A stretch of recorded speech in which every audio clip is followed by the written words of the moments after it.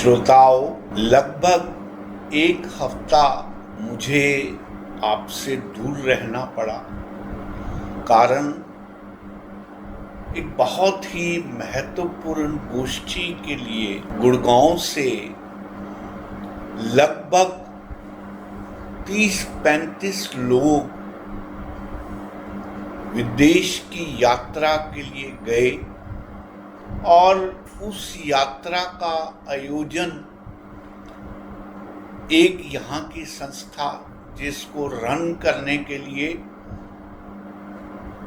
Mrs Sharda Bansal, प्रीति मिश्रा और भी कई गणमान्य लोग शामिल थे और उनके द्वारा जॉर्जिया में इस कार्यक्रम का आयोजन किया गया। जॉर्जिया के इस कार्यक्रम में दूर दूर से कविगण कवित्रियां आईं और उन्होंने पार्टिसिपेट किया।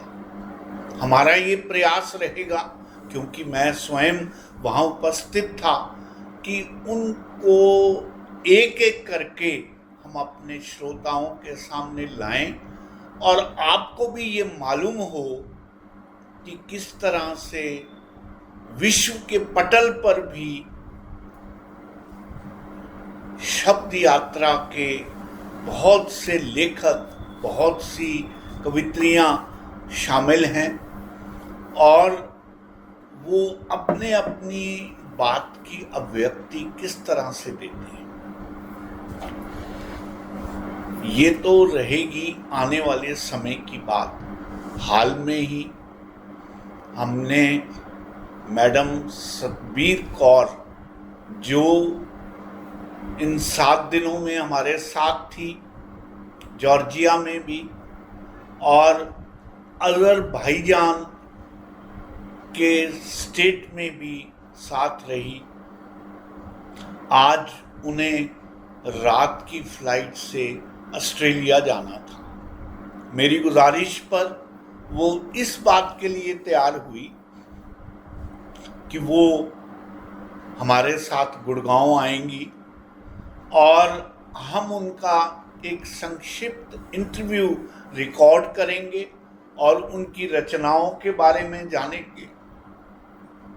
साथियों, आपको यहाँ ये पता लगेगा कि जो लोग पोइट्री में, शायरी में इन्वॉल्व होते हैं, पूरी तरह से रंगे होते हैं, किस तरह से वो दूर दूर से ऐसी जगहों पर आकर न केवल शिरकत करते हैं, बल्कि उनका समूचा व्यक्तित्व इस तरह के कार्यक्रमों में डूबा होता है। तो आइए हम मैडम सतबीर कौर से उनकी जर्नी के बारे में, उनकी कविताओं के बारे में, उनके अध्ययन के बारे में, लेखन के बारे में जानें और उनकी जो जो भी गतिविधियां साहित्यिक तौर पर रही हैं उसके बारे में हम बात करें।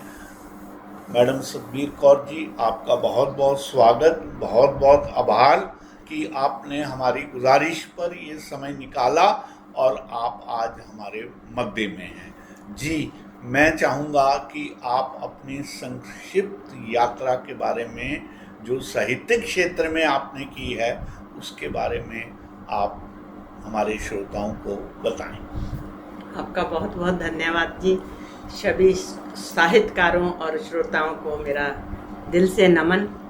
और आपने आज ये अवसर देकर मुझे बहुत कृतार्थ किया। मैं आपका इस अवसर को प्रदान करने के लिए बहुत बहुत धन्यवाद। हमारा सौभाग्य है, दिल से, तहे दिल से धन्यवाद आपका। जी जी। तो सतबीर जी, मैं ये जानना चाहूँगा कि आप मूलतः पंजाबी में ही लिखती हैं या इसके साथ किसी और भाषा में भी आपका लेखन है? पंजाबी के साथ साथ हिंदी भी अच्छा, साथ ही चलती है। ओके। मेरा बर्थ प्लेस भी हरियाणा करनाल जिले का है। ओके। तो मैं हिंदी से, मेरा बचपन से लगाव है। ठीक। तो पंजाबी और हिंदी मेरे लिए एक सी हैं, दोनों बहनें हैं। ठीक तो है। मैं दोनों भाषाओं में लिखती बोलती, और मेरी जो कर्म भूमि थी, जो जहाँ मैंने अपने जीवन का काम किया है, वहाँ भी हिंदी अधिक थी।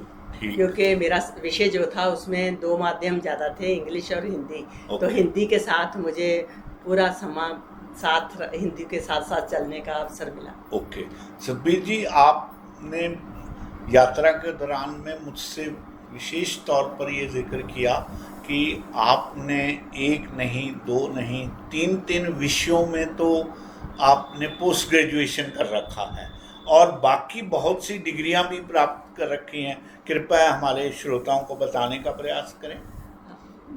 डिग्रियों की जहाँ तक बात है, ये कुछ ऐसा था कि भगवान ने अवसर दिया, जी। अपनों ने मुझे ब्लेसिंग दी जी। और मेरे अंदर पढ़ने का, ज्ञान प्राप्त करने की चाह थी, जिस वजह से मैं शादी के बाद भी मुझे चंडीगढ़ जैसे बढ़िया शहर में रहकर ऐसे अवसर प्राप्त हुए कि मैं अपने इस रुचि को, इस ज्ञान की चाह को पूरा कर सकती थी। तो वो ये इस सब का श्रेय जाता है कि उस भगवान को और मेरे सारे इर्द गिर्द जिनकी शुभ इच्छाओं से मुझे ये अवसर मिला। तो मैंने अपने ज्ञान प्राप्त करने की इच्छा के अनुकूल मैंने कुछ ऐसे मास्टर्स डिफरेंट सब्जेक्ट में, जैसे आमतौर पर तो ये होता है कि एक में मास्टर्स करके आगे एमफिल पीएचडी, पर मुझे भगवान ने जो रास्ता दिया कि जैसे दरख्त की शाखाएं होती हैं जी, इस तरह मुझे मास्टर्स करनी अच्छी लगी। तो मैंने कुछ विषयों में मास्टर्स करके। तो श्रोताओ,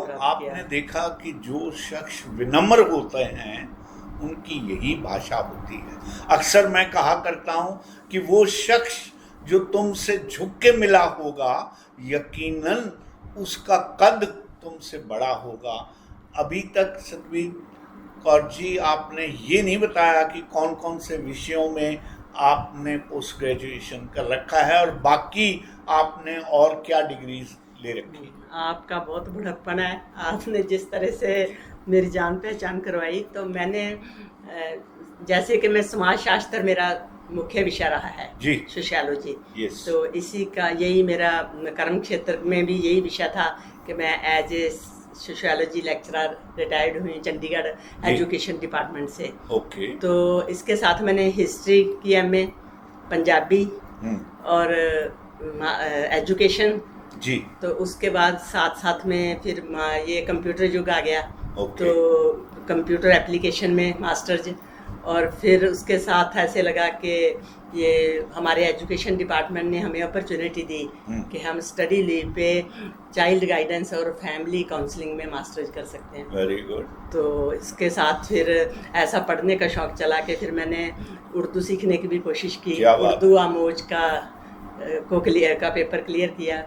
फिर मेरे डिपार्टमेंट ने मुझे मौका दिया कि चिल्ड्रन विद स्पेशल एबिलिटी, क्योंकि आमतौर पे कह देते हैं कि डिसेबल्ड है ये, पर हमारी गवर्नमेंट ने कितना पॉजिटिव पक्ष लिया कि नहीं, ये जो बच्चे हैं इनमें पॉजिटिविटी को बढ़ाने के लिए ये चिल्ड्रन विद स्पेशल एबिलिटी हैं जी। तो मुझे अवसर मिला, तो उसमें भी मैंने कोर्स किया। तो इस तरह अपने पढ़ने को, ज्ञान बढ़ाने के शौक को पूरा करने के लिए मुझे अवसर मिलते रहे, तो जिसके लिए मैं सबकी ऋणी हूँ कि मुझे ये शौक। तो श्रोताओं, आपने देखा कि मैडम सतबीर कौर जिस समय भी इनको ऐसा मौका मिला, ऐसा सुअवसर मिला कि ये अपने ज्ञान में भी वृद्धि कर सकते हैं और वो भी अलग अलग विषयों को लेकर ये आगे चलती रही, तो हम इनकी विद्वता, इनकी मेहनत, इनके प्रयासों को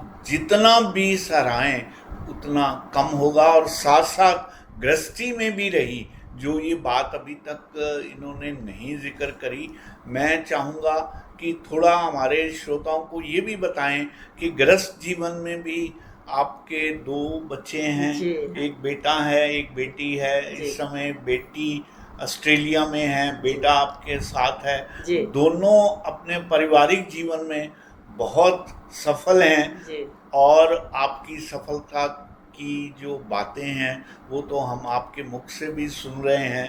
तो इसके लिए आपको बहुत बहुत साधुवाद और आप बधाई के पात्र हैं। शुक्रिया। मैं अब आपसे ये जानना चाहूँगा कि आपने जिन विषयों पर लिखना स्वीकार किया वो कौन कौन से क्षेत्र रहे, उसके बारे में थोड़ा बताइए। मेरी जो लेखनी है वो दोनों में ही है।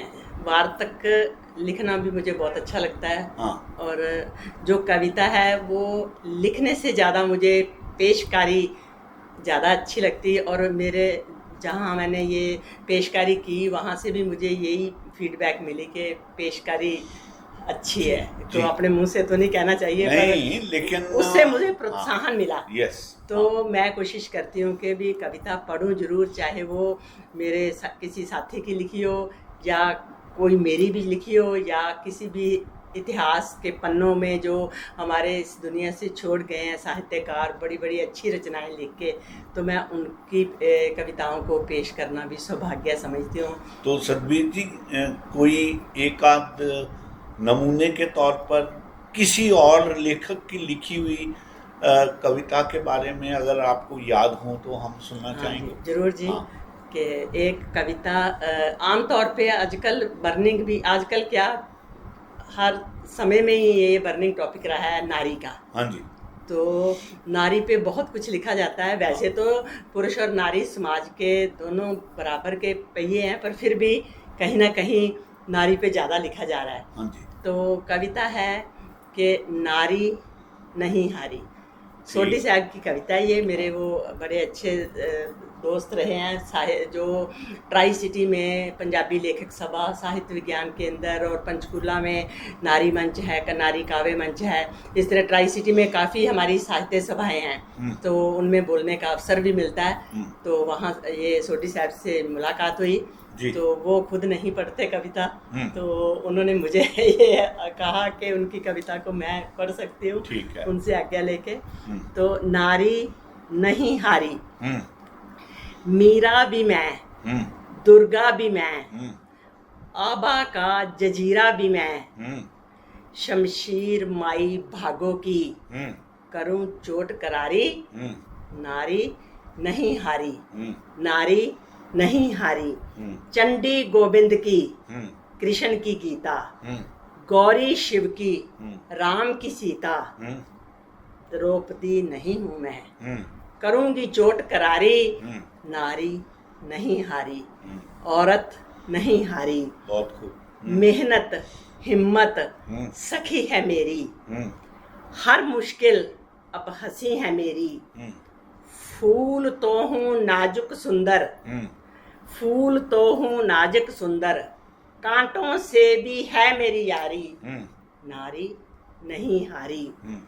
बेटी हूँ तो माँ भी हूँ, बेटी हूँ तो माँ भी हूँ, पत्नी दिल से रूह से, महबूबा जान से, महबूबा जान से। ठुमरी कजरी सरगम नाद की, बेटी हूँ तो माँ भी हूँ, पत्नी दिल से रूह से, महबूबा जान से। यशोदा सी हूँ मैं महतारी, नारी नहीं हारी, नारी नहीं हारी। ठुमरी कजरी सरगम नाद की, जन्मदात्री बूंद अमृत रस स्वाद की, 7 रंगों की पिचकारी, नारी नहीं हारी, औरत नहीं हारी। राग रस रंग सब है मुझ में, शिव शक्ति धरा नभ है मुझ में। बहुत अच्छा। अब जंजीरें काट दी मैंने, आसमान में है मेरी उडारी। बहुत अच्छा। नारी नहीं हारी, नारी नहीं हारी, आप नहीं हारी, आप नहीं हारी। बहुत सुंदर, बहुत सुंदर। शुक्रिया। देखिए, इसी भाव से लिखी हुई कविताओं को सुन के पढ़कर शायद अब हमारे लेखक ये कहने लगे हैं कि जीवन में जितनी भी उड़ान है वो परों से नहीं हौसलों से हुआ करती है।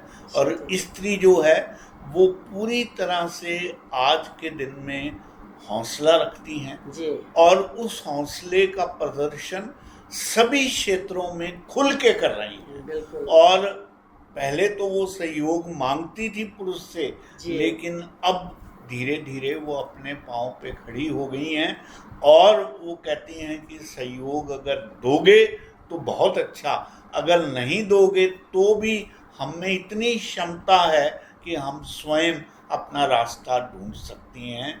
ये बात हम सब अब धीरे धीरे समझने लगे। सही कहा।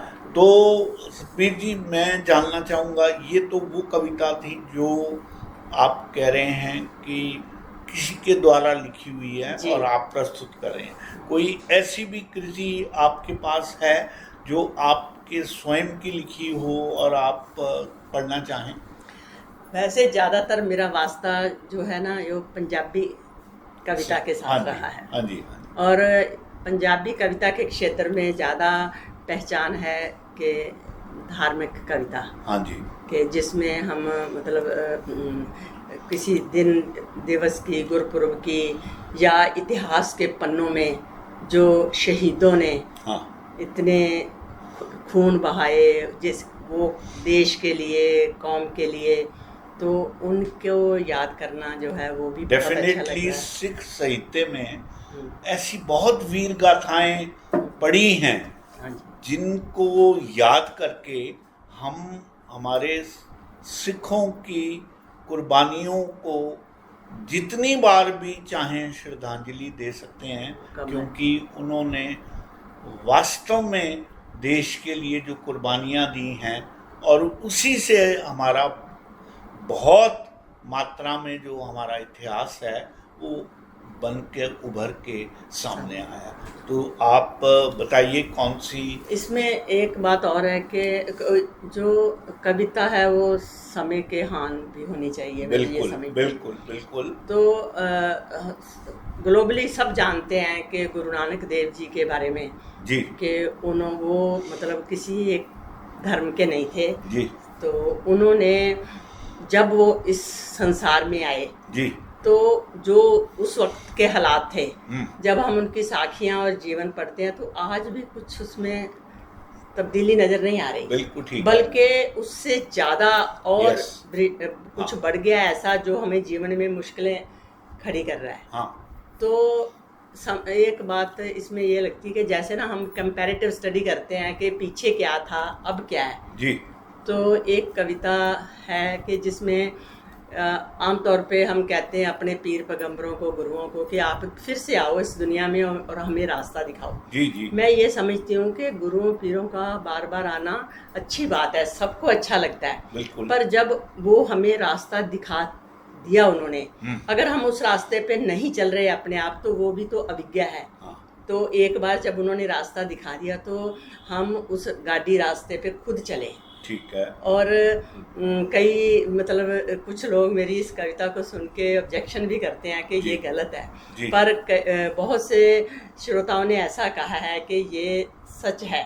ठीक है। तो हमें जो रास्ता दिखाया गया है उसको हमें प्रैक्टिकली अमली रूप देना है। देना तो अगर हम चाहिए। कुछ नहीं करेंगे, हाथ पे हाथ धर के हर बार हम अपने पुरखों से, बड़ों से, गुरु पीरों से कहेंगे, वही हमें उंगली पकड़ के चलाएंगे, तो हमारा इस समाज को क्या देना है। ठीक। तो इस तरह के एक थोड़ा सा कंपैरिजन है हाँ। कविता में। जी शायद। तो हाँ, तो उसमें एक काल्पनिक भाव है हाँ कि गुरु नानक देव जी के लिए ओके। कि 500 साला जब जन्मदिन था उनका मनाया जा रहा है। अब जी। इस बात को भी 550 साला भी मन गया, उसके आगे भी हम चल पड़े। जी तो उस समय के को समर्पित है। हम्म, गुरु नानक नू चिट्ठी लिख दी, हम्म, गुरु नानक नू चिट्ठी लिख दी, लालो दे दस्तूर दी चिट्ठी। हम्म, ए चिट्ठी गुरु नानक ताई, मेहनत कश मजदूर दी चिट्ठी। चिट्ठी कलम कवि दी लिख दी, हम्म, चिट्ठी पढ़ ਲਈ ਸਾਰੀ ਬਾਬਾ।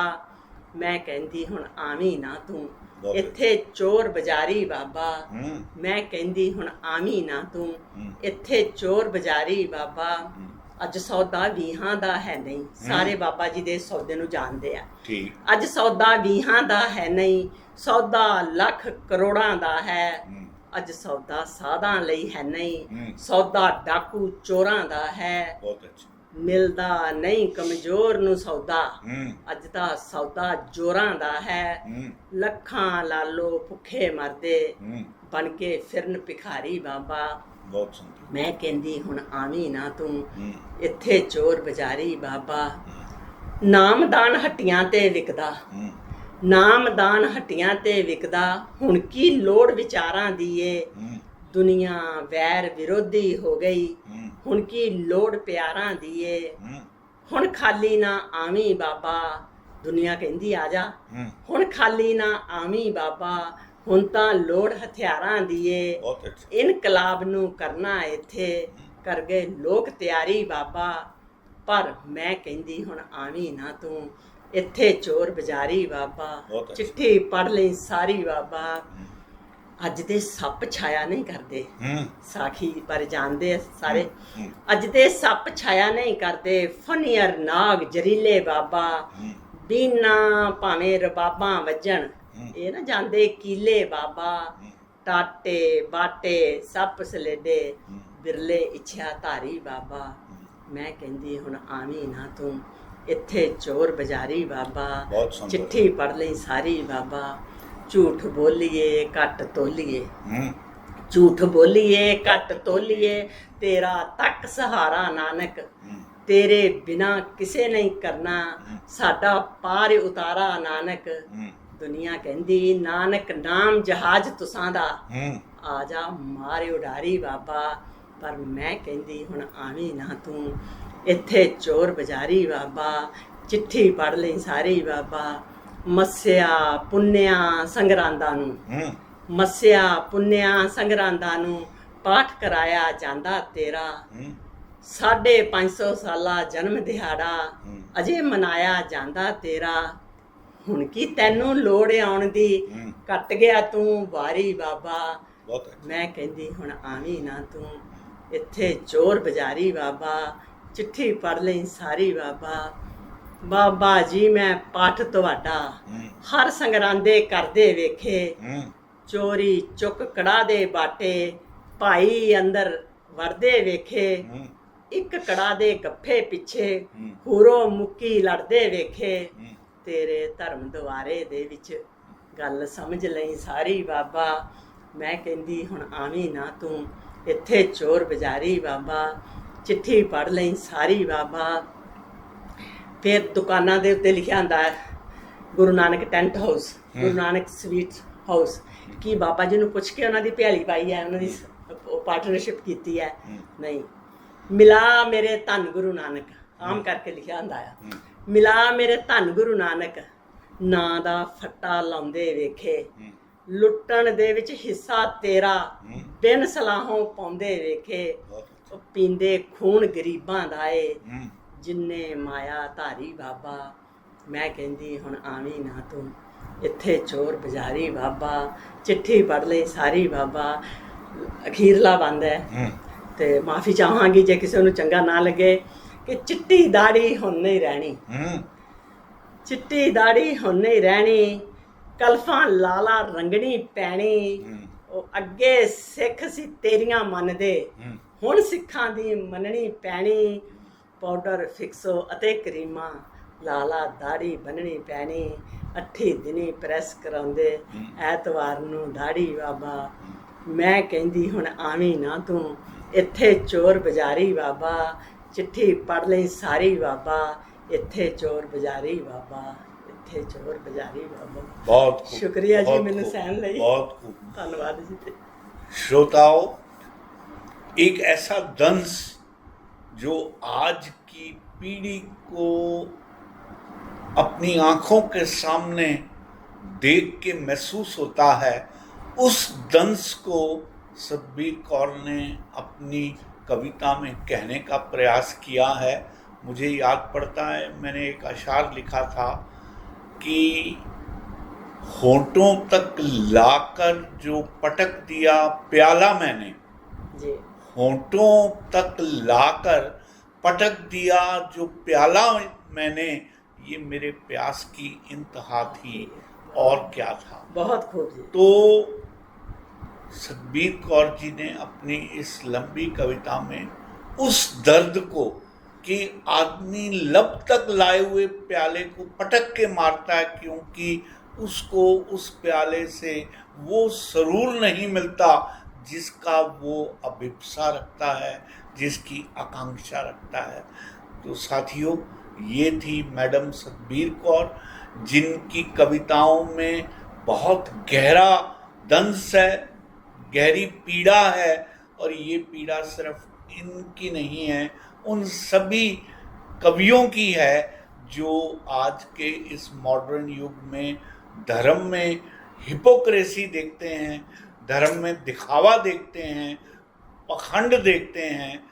उन सब बातों को आपने अपनी कविता में बड़े स्पष्ट रूप से कहने का प्रयास किया। हम सतबीर कौर जी से और भी आगे इन तरह की कविताओं को सुनते रहेंगे। शुक्रिया जी।